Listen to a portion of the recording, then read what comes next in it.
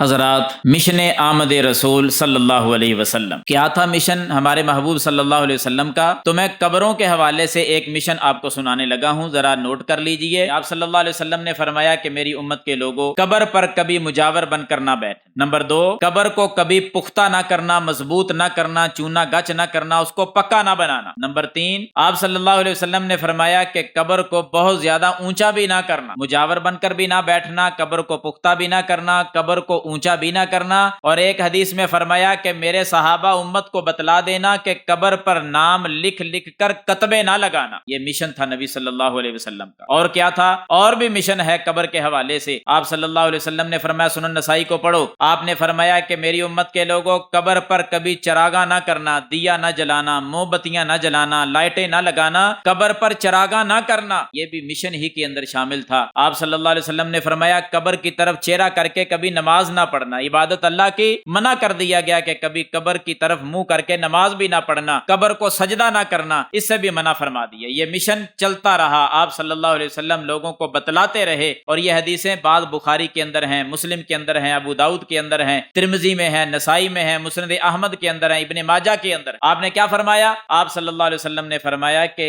قبروں پر جانور لے جا کر کبھی ذبح نہ کرنا، اس سے بھی روک دیا گیا۔ ہمارے لوگ کیا کر رہے ہیں؟ قبروں پہ جانور ذبح ہو رہے ہیں، قبروں پہ سجدے ہو رہے ہیں، مجاور بن کے بیٹھے ہوئے ہیں۔ میرے محبوب کے مشن کی دھجیاں اڑا کے رکھ دی ہیں، قبروں پر کتبے لگائے جا رہے ہیں، قبروں کو بہت اونچا کیا جا رہا ہے اور قبر کو پختہ کیا جا رہا ہے۔ آپ صلی اللہ علیہ وسلم نے تو یہ بھی فرما دیا کہ دنیا میں یہ مشن دیتے رہے، پھیلاتے رہے، پھیلاتے رہے۔ اگر کسی نے قبر کو پکا بنا لیا ہے تو میرے محبوب صلی اللہ علیہ وسلم کا مشن نوٹ کیجئے، قبر پکی بن گئی ہے تو اس کو توڑ کر کچی قبر میں تبدیل کر دیں۔ آپ نے بلایا تھا اپنے داماد سیدنا علی المرتضی شیر خدا رضی اللہ تعالیٰ عنہ کو، فرمایا علی فلاں علاقے میں چلے جاؤ، قبریں پکی ہیں، جو قبریں اونچی بنی ہوں ان کو بھی گرا دو، اور جو قبریں پکی ہیں ان کو بھی توڑ دو۔ چھوٹی قبریں، ایک بلشت قبر زمین سے اونچا کر دو اور اس قبر کو کچی قبر میں تبدیل کر دو۔ پکی قبروں کو توڑنے کا حکم دیا، اونچی قبروں کو نیچا کرنے کا حکم دیا۔ آؤ مشن اپناؤ میرے محبوب صلی اللہ علیہ وسلم۔ اور کیا مشن تھا یہ؟ جب مشن سیدنا علی کے حوالے کیا، آپ صلی اللہ علیہ وسلم دنیا سے رخصت ہو رہے ہیں، پڑھو صحیح بخاری کو، دنیا سے جا رہے ہیں، اور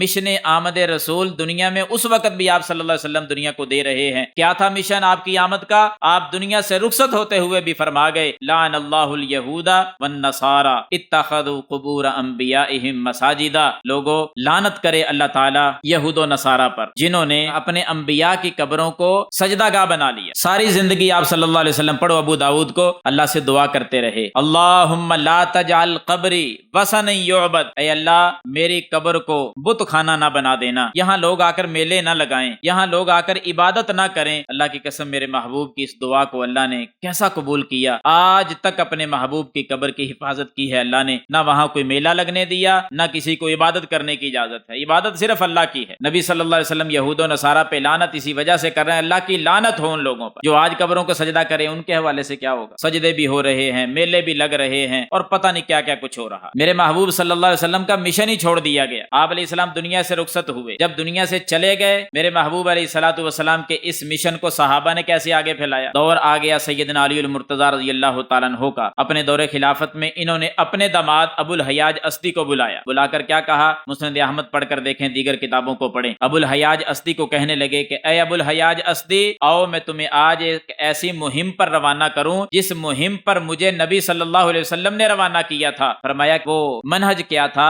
وہ مہم کیا تھی؟ علی رضی اللہ تعالیٰ کہنے لگے مہم یہ ہے، فلاں علاقے میں چلے جاؤ، اگر وہاں پکی قبریں ہوں تو ان کو کچی قبروں میں تبدیل کر دو، اگر اونچی قبریں ہوں تو مٹی گرا کر ان کو چھوٹا کر دو۔ حضرات، میں سامعین سے مخاطب ہوں، جن احباب کی پہلے سے غلط فہمی میں آ کر، لا علمی میں آ کر قبریں پکی بن چکی ہیں، اپنے بزرگوں کی قبروں کو بہت زیادہ اونچا کر چکے ہیں، اس مٹی کو گرا کر قبر کو سنت کے مطابق بنا لو۔ قبر پکی ہے تو اس کو توڑ کر کچی قبر میں تبدیل کر دو۔ یہ قبر کی گستاخی نہیں ہے، بلکہ نبی صلی اللہ علیہ وسلم کی سنت کے مطابق عمل ہے۔ یہ تھا مشن آمد رسول صلی اللہ علیہ وسلم۔ لوگوں نے مشن کو چھوڑ دیا، جشن کے پیچھے پڑے ہوئے ہیں، گلی بازاروں کو سجا رہے ہیں۔ حضرات، بازاروں کو تو گندی جگہ قرار دیا گیا ہے۔ مساجد میں آئیں، مشن آمد رسول صلی اللہ علیہ وسلم کو اپنائیں۔ جشن میں کچھ نہیں پڑا، مشن میں سب کچھ پڑا ہے۔ خوشی ہونی چاہیے بندے کو آپ صلی اللہ علیہ وسلم کی آمد کی، خوشی منانے کا تصور اسلام میں نہیں ہے۔ اللہ تعالیٰ سمجھنے کی اور عمل کرنے کی توفیق عطا فرمائے۔